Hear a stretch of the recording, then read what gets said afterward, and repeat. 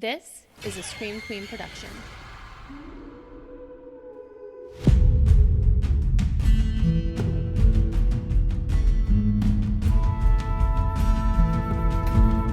I'm Jenn Carpenter, and this is Sordid Podcast.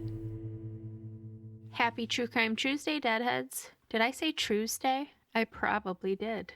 Anyway, happy day. As you guys all know, I was born and raised in Lansing, Michigan, which is a city that, unless you are from the area or were forced to memorize all of the state capitals in elementary school, you've probably never heard of. It's not a small town, but it's also not a big city. We do have a few claims to fame, though.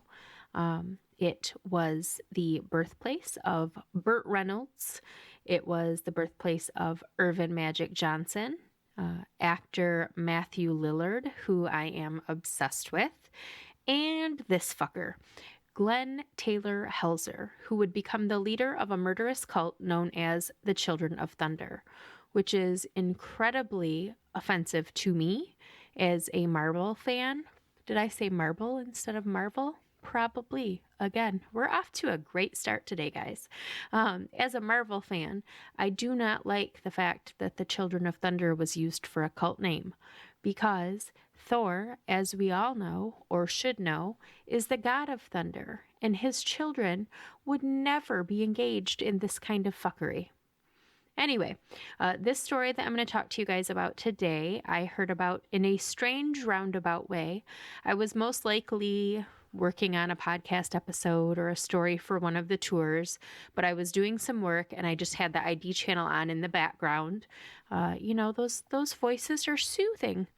And I heard words that caught my attention, which was, Glenn Taylor Helzer was born in Lansing, Michigan.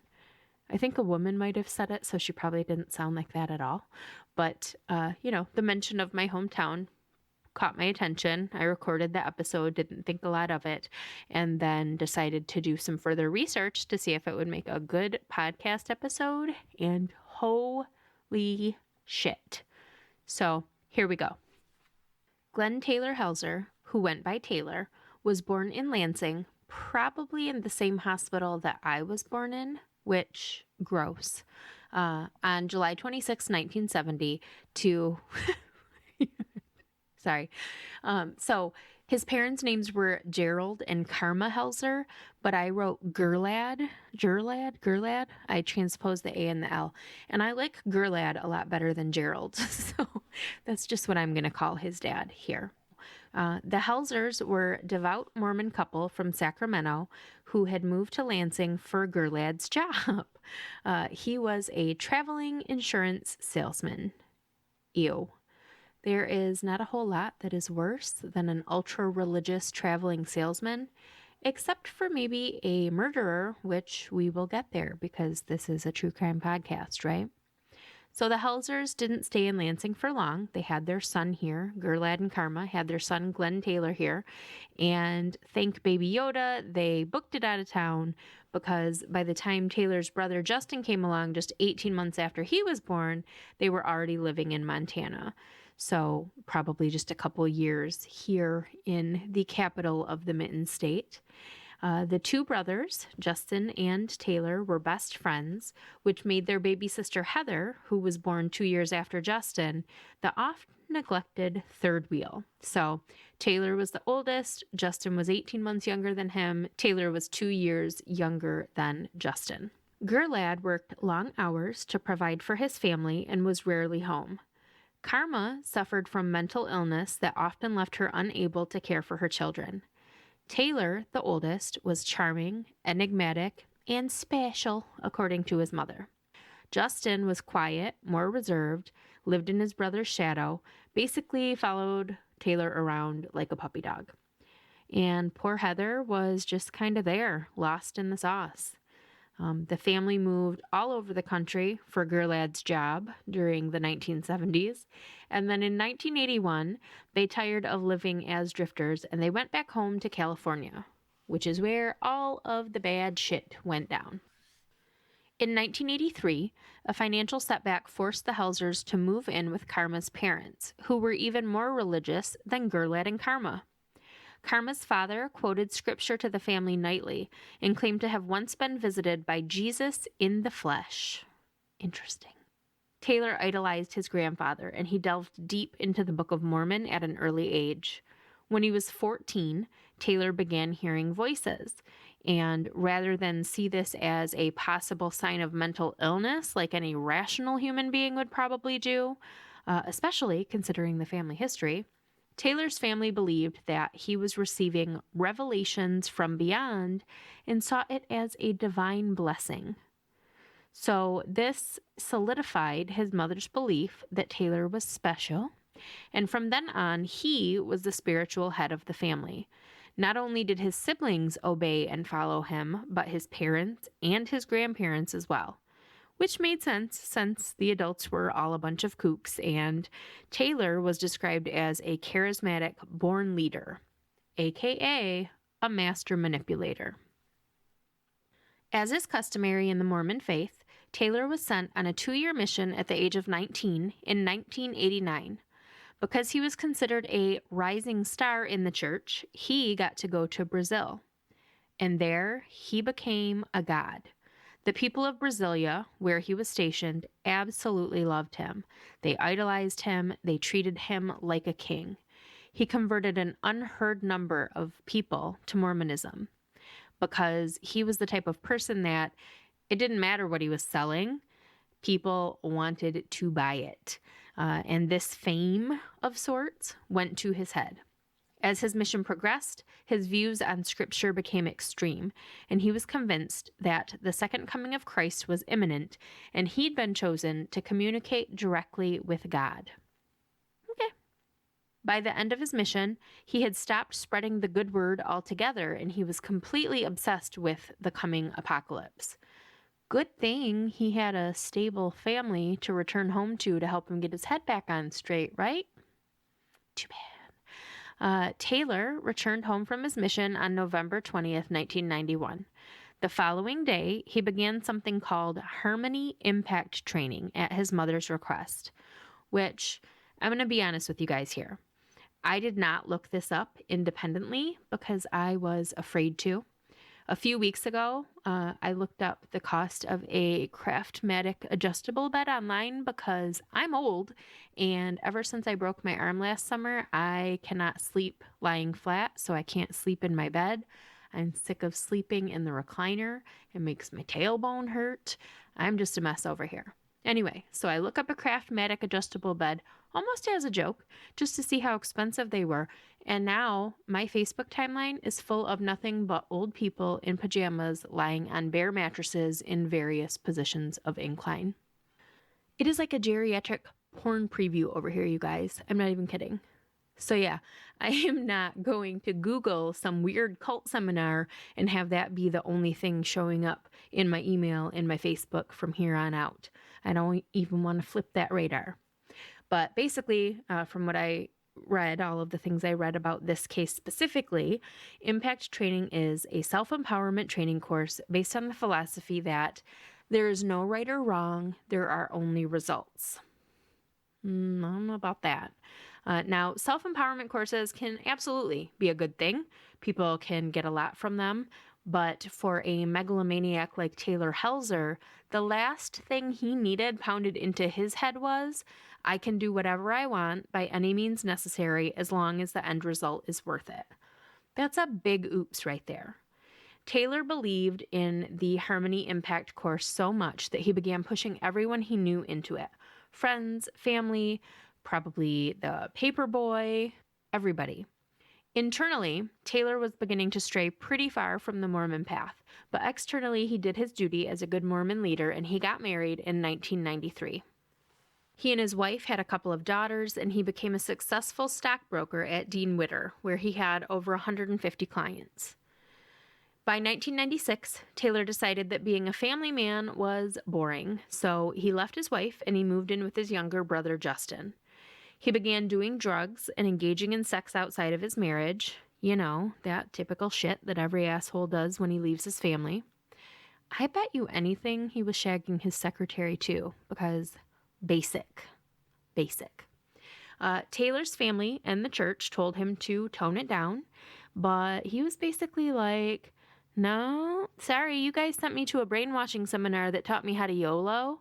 So there is no right or wrong, remember? And he kept up with the fuckery. Things got so bad that he was excommunicated from the Mormon church after his sister sent a letter to the powers that be ratting him out. Which, why? If your brother's being a shit, cut him out of your life. Put him on blast on social media. But why tattle on him to the church? And it wasn't just Taylor. His brother Justin and their mother Karma were also excommunicated. And I guess, we all want a mom that supports us no matter what, right? But that may not be the best sitch when your son is a budding psychopath. In 1998, Taylor declared that he had been chosen by God to usher in the second coming of Jesus Christ. But not according to God's plan as spelled out in the Bible and in the Drake song. No, he got to choose how this was all going to go down. Bringing about the apocalypse would cost money, though, so Taylor had his girlfriend, Carrie Furman, an aspiring model 6 years his junior, help him fake a mental breakdown so that he could leave his job at Dean Witter and go on disability. He used his disability payments to buy large quantities of ecstasy, which he then resold. He forced Carrie to get breast implants and start stripping. He then used her connections to other dancers and strip club patrons to build an escort service, which he would use along with his ecstasy empire to fund the second coming of Jesus Christ. Christ? Okay. By any means necessary, right? So Taylor once convinced Carrie to do an at-home photo shoot and send the photos into Playboy. He was hoping that he was going to get his hands on some of that hef money. But Carrie was not happy with this new path that her life was taking. When she met Taylor, he was a good-looking stockbroker who doted on her and made her feel beautiful. Now, he was a drug dealer who was building an escort service and was addicted to cocaine and meth. That is a pretty sharp left turn. And they weren't even together for very long. I think only a couple of years. So Carrie felt trapped. She was afraid of what Taylor would do if she left, and she decided that the only way out was to kill herself. So she began indulging in mass amounts of drugs, hoping to do exactly that. By the start of 2000, so less than 2 years after she and Taylor began dating, Carrie was emaciated and so weak she could barely get out of bed. Taylor, in a rare moment of humanity, took pity on her and told her, just go home. So she did. She returned to her hometown, and with the help of her family, she got clean and sober.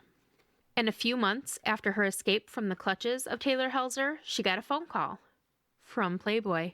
They wanted her to be the Playmate of the Month in their September 2000 edition.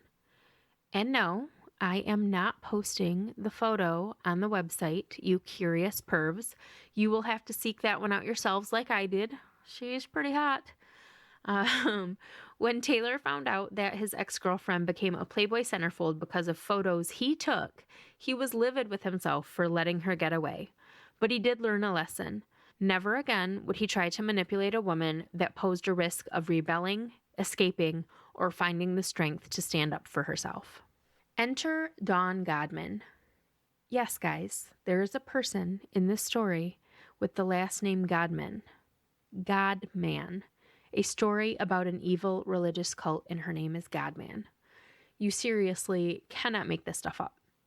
Anyway, Godman first met the Helzer brothers at a Mormon murder mystery event for singles in Walnut Creek, California. Yes, I just said that aloud. A murder mystery event for singles at a Mormon church. Carry on. Dawn was a 25-year-old single mother who'd been raised in an evangelical Christian household and had battled in recent years with drug addiction and suicidal tendencies. She claimed she was saved when someone gave her the Book of Mormon and had just recently converted to Mormonism when she met the brothers. Taylor reeled her in with his charming manipulatism. Is that a word? I don't know if it is. It's a word now. But it was Justin who actually took care of Dawn, with some describing them as boyfriend and girlfriend. At the very least, they had some sort of friends with benefits situation going on. Taylor confided in Dawn that he was a prophet of God enlisted to take over the Mormon church and defeat Satan, and he honored Dawn by asking her to join him.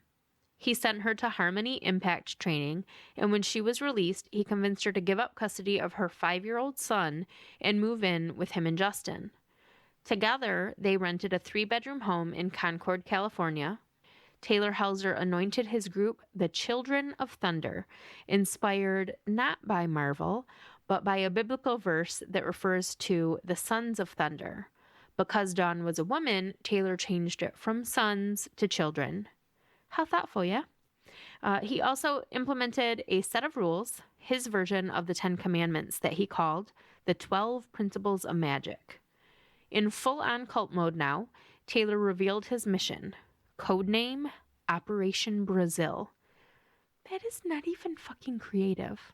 Anyway, his plan was to take an army of Brazilian orphans to Salt Lake City to kill the 15 elders of the Mormon church. Yes, that's all. I meant every word I just said. That's a real sentence. That was a thing. Helzer, once he had defeated the elders, would then assume leadership of the world's 12 million Mormons, transform America, and defeat Satan. Pretty chill, right? This story is so crazy to me. You guys know I don't like cults to begin with, but this is all so weird. I'm so out of my comfort zone telling you guys this one. Anyway, just as Jesus Christ began his ministry at the age of 30, so would Taylor Helzer. So the months leading up to Taylor's 30th birthday were pretty busy. He had his Justin brother. He had his brother Justin go out and purchase a 9mm Beretta. He had Dawn start buying ski masks, tasers, and handcuffs. And Taylor himself began trolling local clubs looking for a naive young woman to become his unwitting prey. He found that victim in 22-year-old Selena Bishop, a local waitress he met at a rave in early 2000. Selena was born on October 17, 1977, to Jenny Villerin and Elvin Bishop, which that is a story all on its own, because Selena's dad is a famous musician. Elvin Bishop is a rock and roll Hall of Famer who got his start with the Paul Butterfield Blues Band in 1965, and he used to employ the Pointer Sisters as backup singers. I'm sure those of you who are super into music know what I'm talking about right now, but for those of you who are as lost in the sauce as I was writing this down, you'll recognize this part, I think. I hope. Bishop is best known for his chart topper, Fooled Around and Fell in Love, which he wrote about Selena's mom, Jelly.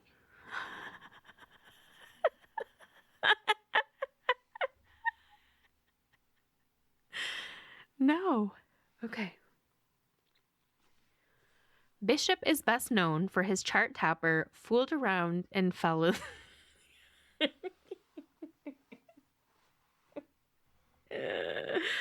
I'm sorry. Okay. Bishop is best known for his chart topper, Fooled Around and Fell in Love, which he wrote about Selena's mom, Jenny. You guys know the song. If you haven't heard it on the radio, you'll remember it from Guardians of the Galaxy, which I hope you've all seen. The first one's great. The second one, I don't know about that. But you know, fooled around and fell in love. I'm probably editing that part out. Yeah. Anyway. So Selena's parents' love story literally inspired a love song, which is the sweetest thing ever. Alas, like most rock and roll marriages, theirs didn't last. Jenny wanted stability for her daughter, and Elvin wanted to continue touring the world, playing his music. So they divorced, and Jenny and Selena settled in Woodacre, New York. Not Whitaker, Woodacre. Woodacre. And I said New York. It's California. Oh my gosh, if you guys had any idea how much I am editing out of this episode, you'd understand why I'm laughing right now. It's a mess. I'm a mess. All right, let's start that sentence over. So they divorced, and Jenny and Selena settled in Woodacre, California, one of those small towns where everyone knows everyone. Jenny and Selena were very close, and when Selena grew up, they were best friends. Jenny was known as a generous, free spirit, whereas Selena had a reputation for being a bit innocent and naive. Jenny was a waitress at the Paper Mill Creek Saloon, and Selena was a waitress at the nearby Two Bird Cafe. They were both well loved by everyone in town, and that included Alvin Bishop. Papa might have been a Rolling Stone, but his home base wasn't too far from his daughter. Selena attended his shows when he played close to home, and often babysat for her much younger sister, Alvin's daughter with his second wife. So what did Satan Slayer Taylor Helzer want with sweet young Selena Bishop? Not Daddy's rock star money. He didn't have any, or at least if he did, he wasn't sharing it with Selena. She was driving a 1984 sedan, I believe. But close. He used her to launder the ill-gotten gains that he needed to take over the world. Taylor met Selena at a nightclub, and the lies began immediately. He introduced himself as Jordan Taylor. The two began dating, and Selena quickly fell head over heels. Jordan was private, and he was reluctant to meet Selena's friends or family, including the person closest to her, her mom. Only a couple of Selena's co-workers at the Two Bird Cafe had ever seen Jordan face to face, until one day, concerned about how secretive her daughter's new boyfriend seemed, Jenny stopped by Selena's apartment when she knew Jordan was there under the guise of needing to borrow something. The friend who'd driven Jenny to the apartment sat in the car while Jenny went inside. After a few minutes, Jenny emerged holding a blouse that she would now need to find a reason to wear, and when the friend asked her what Jordan was like, she shrugged and said, "He's cute." After they'd been dating for a few months, Jordan, Taylor, Jordan, whatever, convinced Selena to open bank accounts in her name all over Northern California that he had access to. She would cash and deposit high-dollar checks, and he would withdraw the funds. For her trouble, she got to keep a 20% cut. But she really wasn't in it for the money. She was in love with the man that she knew as Jordan. He was handsome, he was sweet, he was 8 years her senior, he was a manipulative fucking psychopath, but she didn't know that yet. And why couldn't he just use his own bank account to cash and deposit checks? He told Selena that he was set to inherit a large amount of money, over $100,000, and that he didn't want his ex-wife to find out about it or have access to it. So by funneling the money through Selena, it wouldn't be on the radar of Jordan's ex or her lawyer. To Selena, this made sense, at least at first. But even if it didn't, friends say that she probably wouldn't have cared. She would have done anything for Jordan Taylor. It was Taylor Helzer she needed to worry about. On August 7th, 2000, a man jet skiing on the Mokelumne River near Sacramento spotted a gym bag floating in the river. He picked it up, took it to shore, and unzipped it. Would you guys have unzipped that? I don't know if I would have actually unzipped the bag. I don't know if I would have touched the bag. But it's a conundrum because it's just a bag, right, in the water. Do you call 911 and say, hey, there's a bag in the water and it's just somebody's snacks for their day of kayaking that they let go of? Or do you open it and risk scarring yourself for life like this man did? Because he opened it, and I'm pretty sure he still regrets that to this day. The bag was full of rotting body parts from multiple bodies. Police zip-zap-zorped to the scene, conducted a search, and they recovered a total of 9 duffel bags filled with body parts. In the bags, all mixed together, so it wasn't this person in this bag and this person in this bag. It was just all mixed up. There were the remains of 3 people: Selena Bishop, and missing local couple Ivan and Annette Steinman. Confused yet? Let's just back up a little bit to a very important day in this story. On July 26, 2000, Taylor Helzer turned 30 years old. The following Sunday, July 30th, the Children of Thunder woke up, said a prayer, and activated Operation Brazil. Taylor and his brother Justin went to the home of Ivan and Annette Steinman, who lived just a few miles away, also in Concord. which all of these towns that I'm mentioning here, Concord, Whitaker, it's not Whitaker. I keep saying it wrong. It's Woodacre, but it's one word. And when I say it fast, it sounds like Whitaker. I don't know how to fix it, guys. I'm from Michigan. Walnut Creek, a few more that are coming up. All of these cities that I'm talking about, they're all kind of right in the Sacramento area. Ivan was 85 and Annette was 78. They were preparing to celebrate their 55th wedding anniversary. They had both retired from Chevron and they had 2 adult daughters. They knew Taylor Helzer because he'd been their stockbroker and had become something of a friend, going on outings with them from time to time even. As their financial advisor, Taylor knew exactly how much money they had in the bank and knew that they were just the ones to help him fund Operation Brazil. A neighbor reported seeing 2 young men in suits and ponytails standing on the Steinmans' front porch that day. The neighbor assumed that the men were probably just Mormons spreading the good word, and the Steinmans didn't seem at all distressed, so they went about their business. Later that evening, the Steinmans' daughter Nancy called to check in. Her mother answered the phone and told her that she couldn't talk because they had visitors. Nancy later said that her mother sounded impatient but not upset. The elderly couple would not be heard from again. The Children of Thunder kidnapped them using the Steinmans' own minivan, took them to the Helzer home, drugged them repeatedly using Rohypnol, which is the date rape drug, and tortured them for days while forcing them to make phone calls to banks and financial advisors to liquidate their assets. On July 31st, a strange scene unfolded at the Washington Mutual Bank in Petaluma. And quick shout out here to all of my fellow murderinos who recognize that name. Petaluma is the hometown of the fabulous Karen Kilgariff of My Favorite Murder, and I was really excited when I saw Petaluma in a story. Anyway, on a hot summer day, so it's July 31st, it's summer, it's hot, a heavy-set woman in a wheelchair wearing a cowboy hat, driving gloves, and a bright lime green outfit. We're talking long pants, long sleeves, all of it bright-ass lime green, rolled her way into the bank with a $10,000 check made out from Annette Steinman to Ivan Steinman and deposited it into the Steinmans' joint account. It was believed that this was a test run for what was to come. The following day, on August 1st, the same woman appeared in the same ridiculous outfit at a bank in Walnut Creek, about an hour east of Petaluma.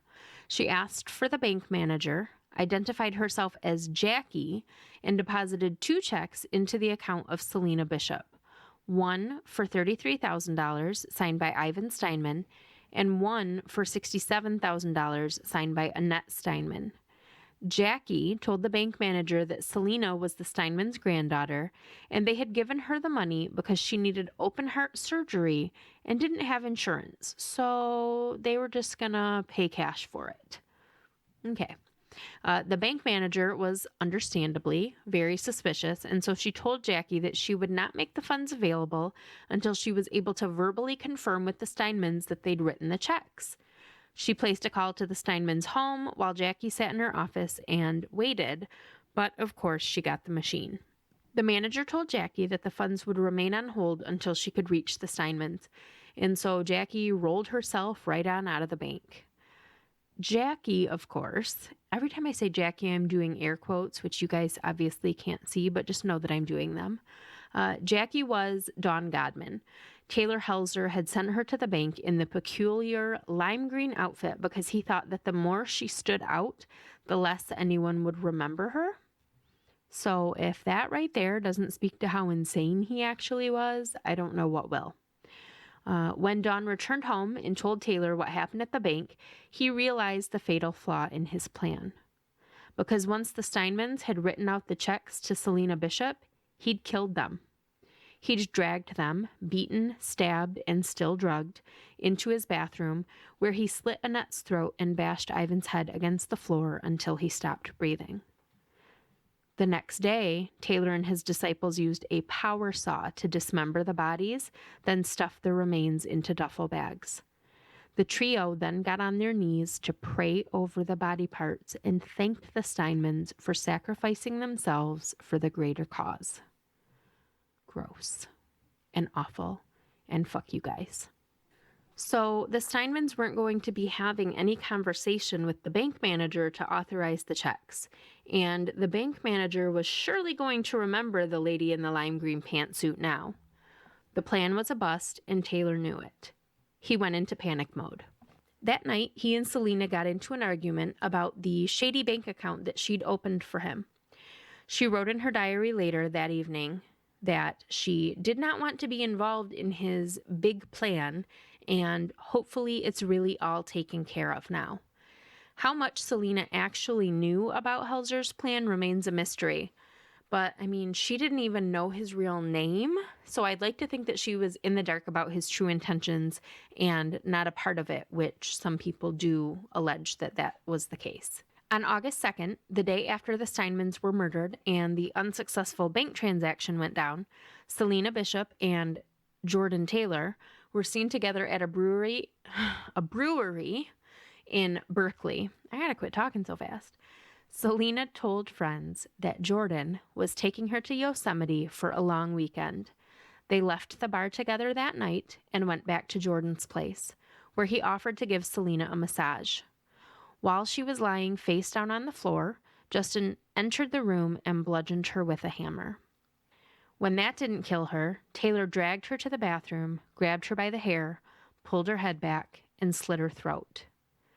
As Selena was being murdered, her mother, Jenny Villerin, who loved her daughter more than life, was closing up shop at the Paper Mill Saloon for the night. Selena's body was dismembered and tossed into the duffel bags with the Steinmans' remains. Taylor attempted to feed the body parts to several Rottweilers he'd adopted for that very purpose, but that didn't work, according to reports. And I don't even want to know what that means, so I didn't look into that particular piece of the story any further.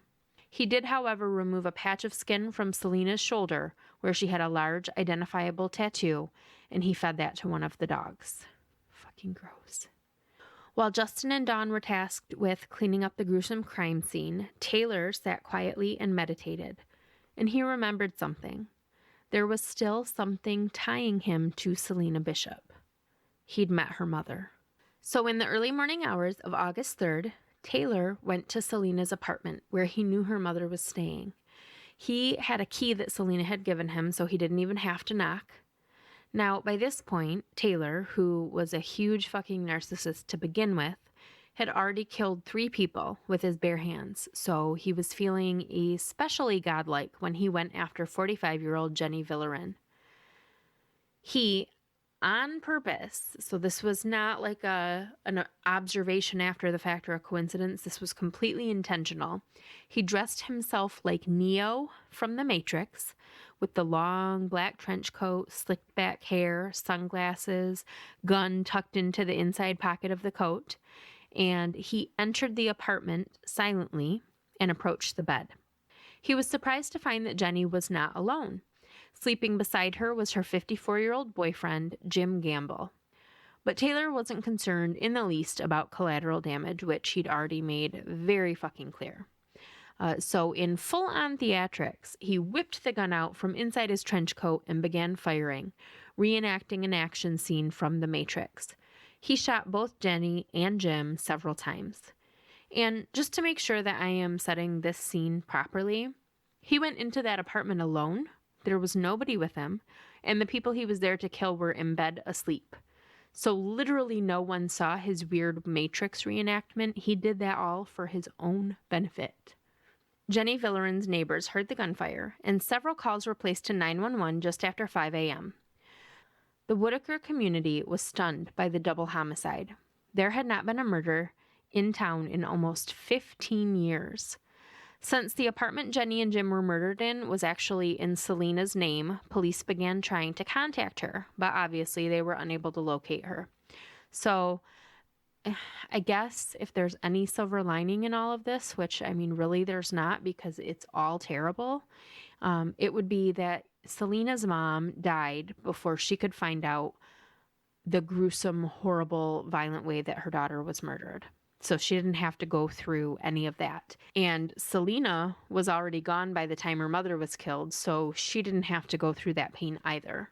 silver lining. No, that's probably not the right term for it, but I hope that their families at least took a little bit of comfort in, they had to go through the pain of losing both of them, but Jenny never lost Selena and Selena never lost Jenny. While police were still processing the crime scene in Whitaker, a 911 call was made to police in Concord about an hour away. It was Nancy Hall, the daughter of Ivan and Annette Steinman. She'd been unable to reach her parents for several days, so she'd gone to their home to check on them and found an upsetting scene. There were newspapers piled up on the front porch, their van was missing, and tucked between the cushions of the couch, she'd found her father's wristwatch, which he never took off. Some of the bands on the watch were bent as if it had been ripped from his arm. A little while later, another call was placed to 911. Selena's co-workers at the Two Bird Cafe called to report her missing when she didn't show up for her shift that day. Finding Selena Bishop became priority number one. She was either in grave danger or had something to do with her mother's murder. Police weren't sure which. They questioned Selena's family and friends. Everyone mentioned her mysterious boyfriend, Jordan Taylor, but no one knew anything at all about him. Not an address, not a phone number, not what he looked like. Selena had told a couple friends that Jordan lived with his brother, Justin, in the East Bay area, but that was of little to no help. Justin in the East Bay, I'm sure there was only one of those. But in going through Selena's personal effects at work, police did find one clue. She had left her pager. So they looked at the long log of incoming pages and found that many of them were from numbers registered to a Justin Helzer and a Taylor Helzer. The Helzers were brothers who lived in the East Bay area. What's more, a background check revealed that Justin Helzer had a gun registered in his name, a 9mm Beretta, the same type of gun that had been used to kill Jenny Villerin and Jim Gamble. So police quickly zeroed in on the brothers. Thank God. They were able to obtain a photo of Taylor Helzer, and Selena's coworkers positively ID'd him as her boyfriend, Jordan Taylor. Meanwhile, on August 6th, the minivan belonging to Ivan and Annette Steinman, who were still missing, was found in a rough Oakland neighborhood, windows down, rap music blaring. But the Steinmans were still nowhere to be found. The morning of August 7th, police held a news conference asking for assistance locating the Steinmans. Walnut Creek bank manager Vicki Sexton caught the news broadcast as she was getting ready for work. Ivan and Annette Steinman. The customers she'd been trying to get a hold of all week regarding that $100,000 in checks that they'd written to Selena Bishop. She called the police immediately to report the strange encounter with the woman in lime green. It didn't take police long to discover that Selena Bishop was also missing. Was it all connected? The murders of Jenny Villerin and Jim Gamble and the disappearances of Selena Bishop and the Steinmans? Police suspected it was, but they would soon have their answer, because just a few hours later, that poor jet skier would discover the first of many bags that contained the remains of Selena and the Steinmans. August 7th was a busy day because it was also the day that police obtained a search warrant for Justin Helzer's gun, which allowed for a SWAT team to storm the Helzer home. Taylor, Justin, and Dawn were all home at the time. Police detained the three while they searched the home. They found rope, duct tape, leg irons, a taser, Rohypnol, and other drugs. Documents that belonged to the Steinmans, a sticky note with Selena's work and pager numbers written down, and wet carpet in one of the rooms with fans airing it out and light red stains still showing through. Most peculiar of all, the bathroom was brand new with freshly laid vinyl flooring. The entire room was bright white and clean, while the rest of the house was a fucking hoarder's nest. It was disgusting, without so much as even a place to sit down. A luminol test was done, which turned up blood evidence all over the house, but no gun. Did they really need the gun at this point, though? I mean, they had a fucking lot. While the police were gathering up more evidence than they'd ever hoped to find during this raid, Taylor took the fuck off. Wearing nothing but boxer shorts, he ran out of the house, ran like the wind, jumping fences and crisscrossing yards. And he actually got away. He broke into a neighbor's house and he held her at knife point while he made her help him come up with an impromptu disguise. He used kitchen shears to chop off his long hair, and he had made her give him clothes and shoes to change into. Well, not change into, to put on. He wasn't wearing anything. It was all for naught, however, because he barely made it out of the backyard before he was cornered by police, and they weren't letting him get away this time. Glenn Taylor Helzer, age 30, Justin Helzer, age 28, and Dawn Godman, age 26, were all arrested and charged with the murders of Selena Bishop and Annette and Ivan Steinman. They were also the only suspects in the murders of Jenny Villerin and Jim Gamble, but unless police found the gun used to kill the couple, they wouldn't be able to press charges because there was no other evidence there. Enter Deborah McClanahan, a 30-year-old Wiccan Mormon.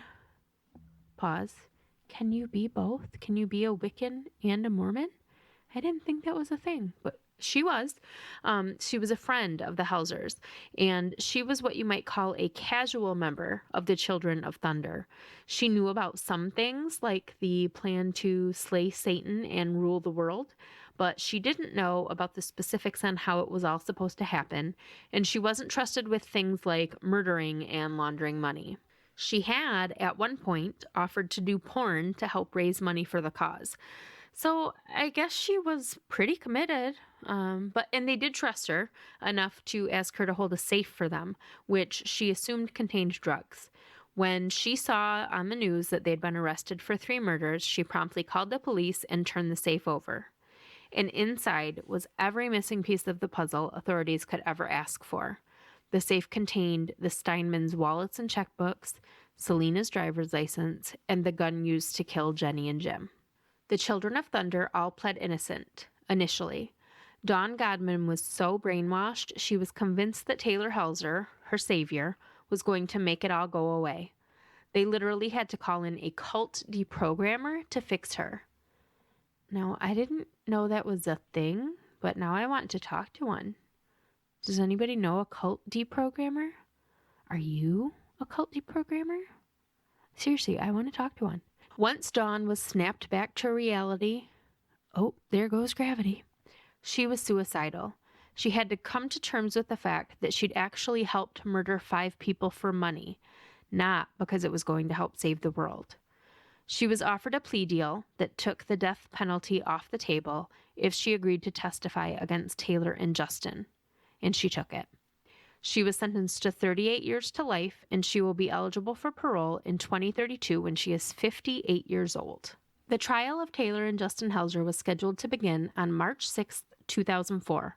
In a move that shocked officials, Taylor Helzer pled guilty to all charges just before the trial began. Justin Helzer pled not guilty by reason of insanity.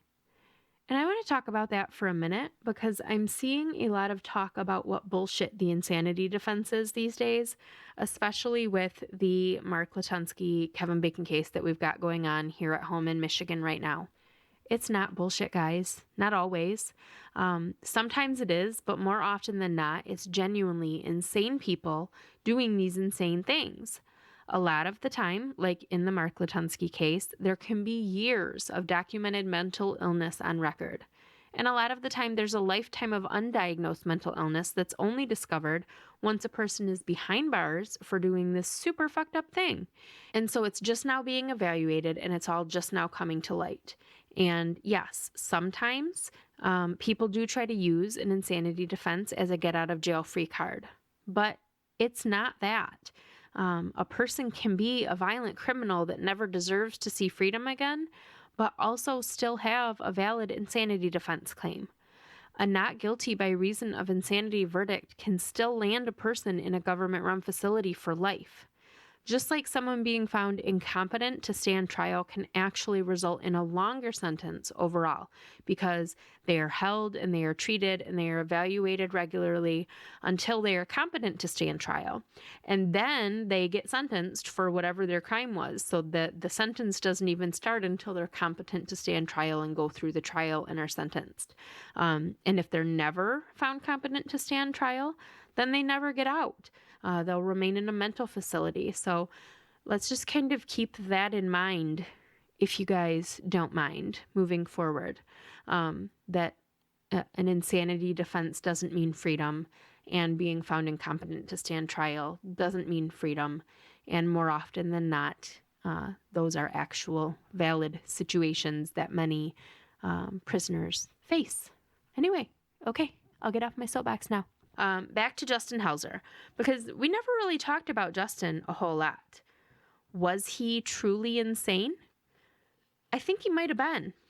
He'd been brainwashed from birth. His parents, his grandparents, the church, everyone always told him that Taylor was special, anointed by God, that he had to follow his brother, obey his brother, do everything his brother said. Him growing up doesn't make that go away. Him turning 18 doesn't magically break that spell and turn him into a free thinker. According to Carrie Furman, who was Taylor Helzer's ex, the one that had just barely escaped becoming a member of the Children of Thunder and then went on to model for Playboy, according to her, Justin was a gentle soul who only ate organic food and refused to so much as kill an insect. And she didn't know him way before. She literally got out months before the whole Children of Thunder thing came to be. So he served in the Army National Guard when he was young, and he went on to become a cable installer who was well liked by his coworkers and never missed a day of work. What sort of man might he have turned out to be if he hadn't been raised from birth to obey the every whim of his psychotic older brother? It's worth considering, I think, but the jury didn't consider it, and he was found guilty on 3 counts of first-degree murder. On March 11, 2005, the Helzer brothers were both sentenced to death. Justin's deprogramming took longer than Don Godman's had, but eventually he too had to face the fact that he'd murdered and dismembered human beings for no reason other than his brother's psychopathy and greed. In 2010, Justin Helzer attempted to commit suicide by stabbing himself in the eye with a pen. I am not sure why he thought that would work, but it did render him blind. And on April 14th, 2013, Justin was found hanging from a bedsheet in his San Quentin cell, and he was pronounced dead by prison officials. So he died awaiting the death penalty. Taylor Helzer remains on death row at San Quentin, and he is currently 49 years old. My sources for this episode, I had a lot of them because this story only has a loose connection to Michigan. Still an interesting one, but a loose one. It took place in California, and California is where all the good crime stories go down and get covered. So this was covered on an episode of People Magazine Investigates, Season 3, Episode 11, The Children of Thunder, which that's actually the one that I saw or kind of watched and first heard about this case on. There was also an episode of True Crime with Aphrodite Jones. That was Season 2, Episode 9, also called The Children of Thunder. A book called The False Prophet, Conspiracy, Extortion, and Murder in the Name of God by Claire Booth. Wikipedia, Find a Grave, and Murderpedia, my go-tos. ElvinBishopMusic.com. An article for The Independent written by Andrew Gumbel on June 15th, 2004. An article for the Los Angeles Times, written by John Gliana and Richard Chan on August 11th, 2000. An article by the Associated Press for the Berkeley Daily Planet written on September 29th, 2000. An article written for the San Francisco Gate by Peter Fimwright and Charlie Goodyear on August 11th, 2000. And that is the insane story of the Children of Thunder, whose psychotic leader was born right here in my hometown of Lansing, Michigan. All right, time for me to answer a question from a listener. And this one comes from Brianna. Is it Brianna or Brianna? You'll have to tell me because I'm unsure. But now I've said it both ways, so even if I'm wrong, I'm also right. Which, that's good. So I picked this question because I thought it was appropriate for today's episode. Brianna's question is, have you ever written to a death row inmate? Would you, and who would you choose? The answer is no, no, and hell no. No, I have not written to an inmate. I wouldn't. So nobody there for me to choose. I think I told you guys about, maybe I haven't. I think I have. My oldest son, when he was in high school, he took a psychology class and they did this project. I'm not sure what the parameters of the project were, whether they had to write to a celebrity or whether they were specifically supposed to write to a prisoner. I fucking hope not. But regardless, one of the girls wrote a letter to Charles Manson and he actually wrote her back. And many of the kids wound up with a copy of the letter. My son was one of them. He had a photocopy of the letter. He brought it home. And just having a photocopy of a letter that Charles Manson wrote made me feel so gross. I could feel the evil emanating off of it. I just felt like it opened this door that I just want no part of. I want no part of anything like that. Maybe my one exception to that rule would be if I thought the person might be innocent. If there was a question of their innocence and I wanted to ask them some questions or get their take on something for maybe a story I was working on, I might consider that. But overall, the whole writing to prisoners is not a practice that I recommend unless you have, a personal reason to reach out, like a connection to the case. But, to each his own. I know people do it. And if it's something that any of you ever feel compelled to do, please just always, always use a P.O. box. In the words of Charles Manson himself, from that aforementioned letter that he sent back to a classmate of my son's, he wrote in the margins of the letter, "Don't ever write a prisoner and use your home address." Solid advice, you crazy fuck. How long can I talk your guys' ears off today? I've got just a few more things. Just a few. I do need to take a moment to thank everyone who's left a review on Apple Podcasts or Facebook over the past month. So from Apple Podcasts, there is J3NVU, Scally Pally. That's cute. I like it. Pug Mom Amy, BDD's Mom, Ob517, Angelique627. And then from Facebook, there's Carrie Hummel, Isaac Francisco, Mary Wilson, Christine, Naziatka Ward, probably said that wrong, Melissa Karazim, Amber Santana, Kelsey Simmons, Adriana Suero, probably said that wrong, Aubrey Anderson, and then I'm definitely saying this one wrong, Christy Hawkswell Asueja. I'm sorry. I'm just sorry because I know I said that wrong. And then Justin Anderson. So thank you guys so much for just taking a few minutes to leave a review, whether it was on Apple Podcasts or Facebook. It means a lot. I love reading the words of encouragement. And then the reviews on iTunes/Apple Podcasts actually assist with rankings and things like that. So I appreciate it. What else do I have today? Oh, the Festival of Oddities. That is, by the time you guys hear this episode, that's going to be less than 6 months away, and I am freaking out. The Festival of Oddities will be in Charlotte at the Courthouse Square Museum on September 5th. That is Labor Day weekend. We don't need to be going away for Labor Day weekend. We've got cool shit going on right here at home, like the festival. So we are still looking for vendors and food trucks and performers, sideshow performers. We'll have a free stage outdoors for performers.